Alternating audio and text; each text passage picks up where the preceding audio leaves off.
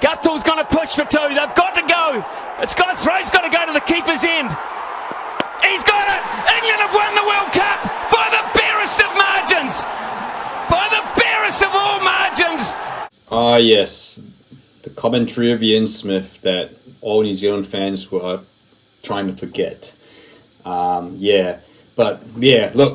so obviously not talking about the New Zealand cricket team, but yeah, the big talking point from this Cricket World Cup has been how bad the reigning world champions, of course, people forget that, how bad the reigning world champions England have been at this Cricket World Cup. I don't think we can say so far they've been bad. They're sitting bottom of they're 10th out of 10 teams. Looks like the highest they go, even the results might be 9th or 8th. The only win has been against the Dutch, and so it has been an alarming, actually almost embarrassing performance. I mean, if cricket had the same level of coverage as football, they'll be comparing this as you'll be saying this is the worst title defense for any World Cup in history. I mean, it reminds me of like when France couldn't score a goal in the World Cup after they won, the World Cup in 2002, which was the World Cup they were the reigning champions in. They didn't score a goal and didn't win it.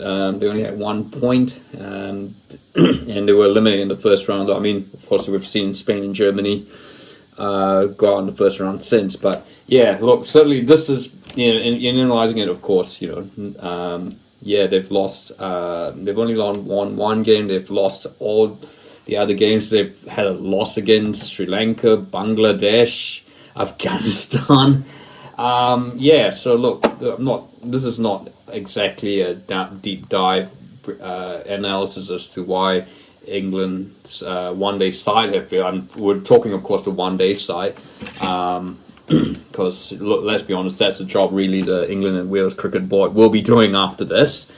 But yeah, a couple of points. I think certainly one thing that stands out. Look, I think as you all know, Joe Root made a comment that might not have been the best thing to say. Again, he might have been frustrated, but probably Look, he's not really the captain anymore. But certainly not the best comment. I think he said something like he questioned whether the values or the value of one-day cricket, is there any meaning to it? I think we're going to see more 2020, and of course England worships Test cricket, so they're not going to get rid of that. But yeah, the one point, of course, was he did mention, of course, England played a lot less one-day cricket internationals compared to. We're not talking about the minnows, of course, because they certainly play far more than like the Netherlands or Bangladesh or Afghanistan or Ireland, Scotland, etc. By the way, I'm not wearing the Scotland. I'm wearing the Scotland flag because Scotland shirt to just England. But yeah, look, ECB certainly in the time since the English won the World Cup, they've played 62 one-day internationals, and since that time, actually this includes the World Cup, so you're minus off 9. It's actually 52 games. So I've started the stats guru 1st June. So you minus off 9-10 games. They've only played 52 one-day internationals since they won the World Cup. Up to this, I guess you compare that to like India. They've played 138. Australia. That's Australia's played 138. And India's played 76. So not a whole lot less. England certainly play a lot more Test cricket than a lot of other, and England and Australia for that matter, and India play a lot more Test cricket than but certainly they have scheduled far less one-day internationals. I guess look, there's been talk with ECB that obviously the launch of the 100, which is not at all 50 over cricket, and I still question what is the point of it? It's not 2020. It's just 100-ball cricket, which no one else plays. Yet it's they've actually crammed the Ashes into 2 months just because of it.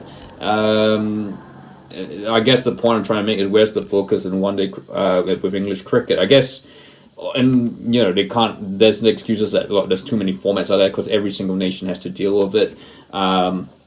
And England have the ECB have the most resources. So what is going on?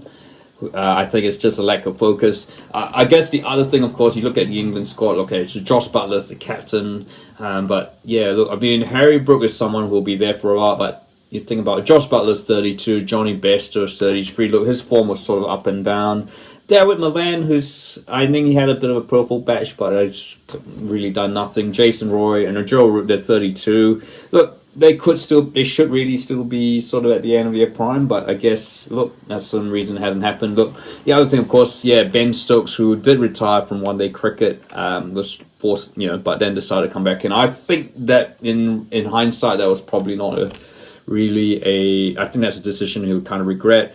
I think that, look, the average age of this England senior, you look, Moeen Ali's 36, Liam Livingstone, who's I think probably been one of the surprises for England. He's 30 years old, and Wilkes is 34, Rashid's 35, I'm not saying, but Mark Wood's 33. So, in short, it's an aging England side. Have England, right? But yeah, it kind of, in fact, I think we did talk about France in the 2002 World Cup, and there seem to be parallels. It feels like England haven't developed their one-day side. I mean, they have been dominant for the last couple of years. They've been sort of up there. So it just kind of feels, I mean, apart from like Harry Brook and Sam Curran, it's pretty much a side of, and Reece Topley, another one who's done pretty well. There's not a whole lot of room for youngsters, I think, and you compare it to the New Zealand side, like, you got someone like Rashid Ravindra, who's probably going to be the rookie of the tournament.